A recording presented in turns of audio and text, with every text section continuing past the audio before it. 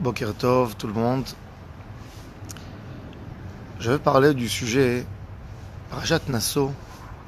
Nous avons l'histoire de la Sota, une femme qui s'est mal comportée, qui n'avait pas un bon comportement dans le chemin de la Kedusha. Et son mari l'amène chez le Kohen. Et puis, il l'a fait boire l'eau de la Sota. Tout de suite après, nous avons dans la Torah l'histoire du Nazir, celui qui a décidé de ne pas boire du vin, ne pas s'approcher des morts, etc. Et nos sages nous disent Leman ismecha parashat Sota le parashat Nazir. Pourquoi la Torah a mis l'histoire de la Sota à côté de l'histoire du Nazir? L'Omar Lecha, pour te dire, Kol haroe Sota bekilkula yazir atzmo min hayain. Tout celui qui voit une femme dans ces moments, dans cette situation de Sota, qu'il arrête de boire du vin. Pourquoi? Parce que le vin, quand on exagère, peut amener à de mauvais comportements. La Torah nous donne ici un grand enseignement qu'en réalité, tout ce qu'on entend dans la vie, tout ce qu'on voit, doit nous faire penser et doit nous amener à des conséquences. Le Baal Shem Tov HaKadosh nous dit qu'un juif n'entend pas une histoire comme par hasard. Dès qu'on entend une histoire, c'est-à-dire que quelque part notre Neshama est concerné. On est concerné par cette histoire, ça doit nous amener à une réflexion, ça doit nous amener à quelque chose. Un homme qui entend une histoire banale, une histoire d'une femme qui s'est mal comportée avec son mari, qui n'était pas dans le chemin des Bénotes Israël, quelles conséquences il a à tirer par là?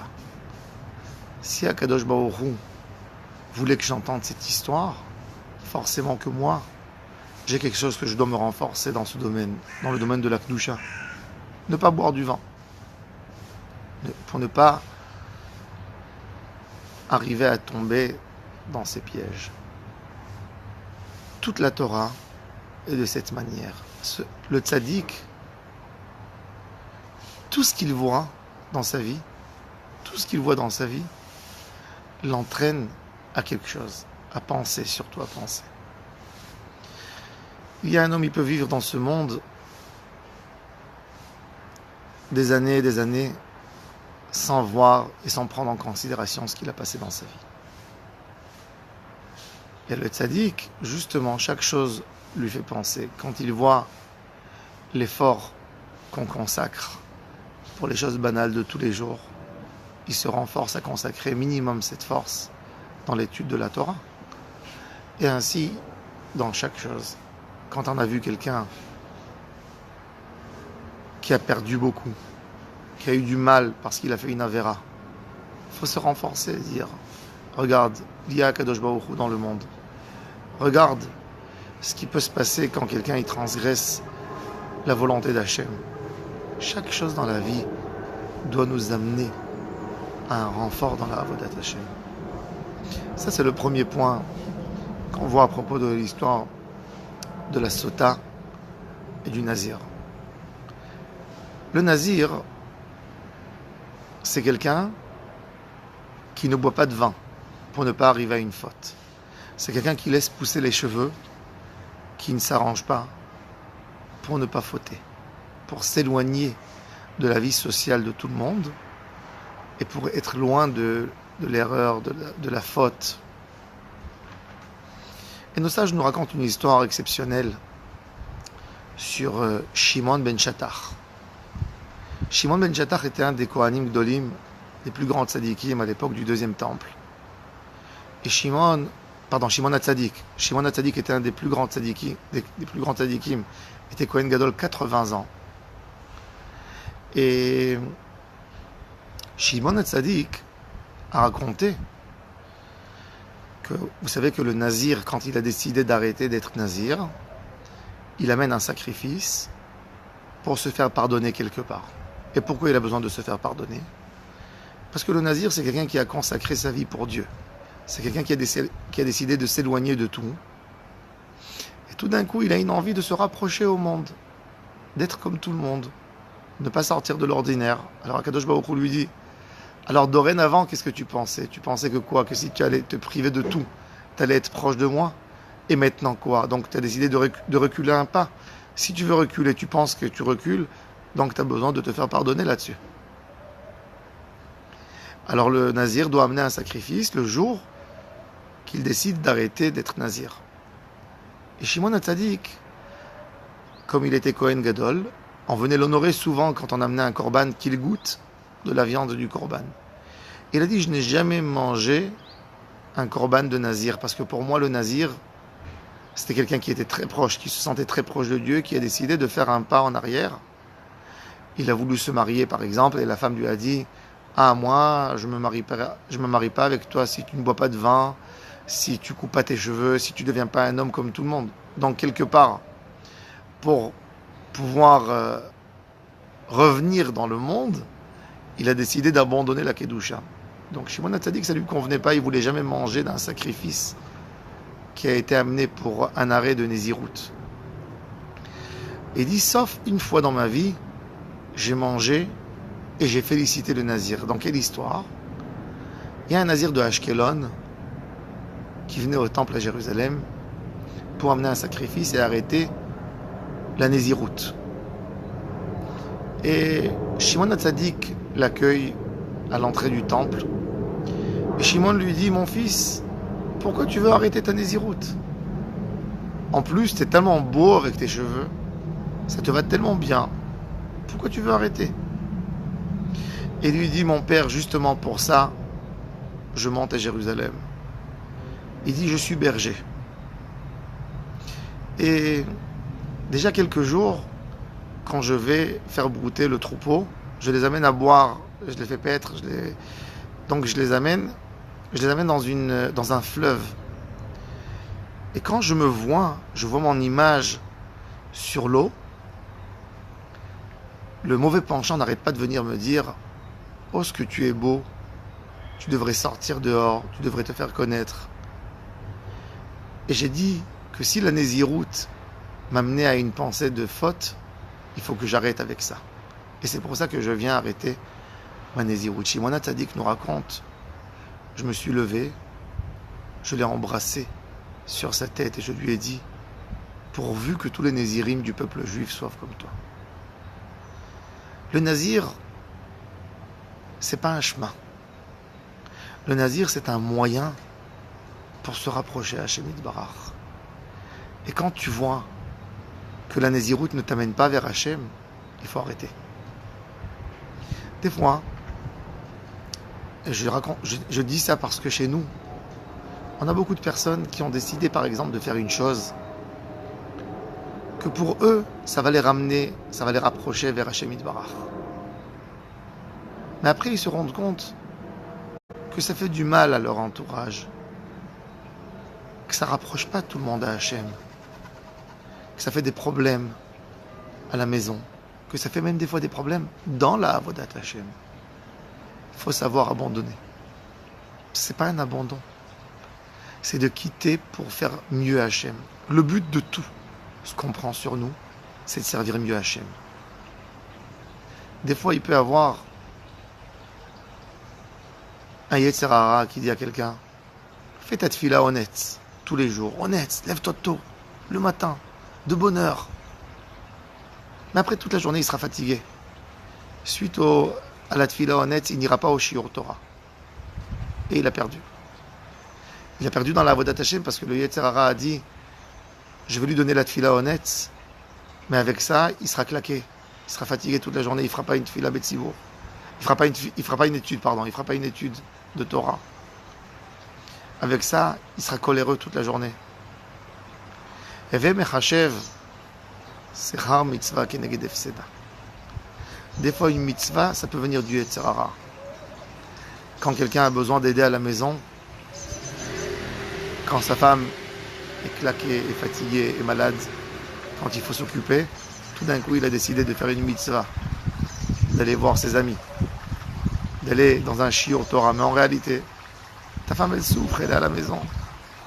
Alors, elle est où ta mitzvah?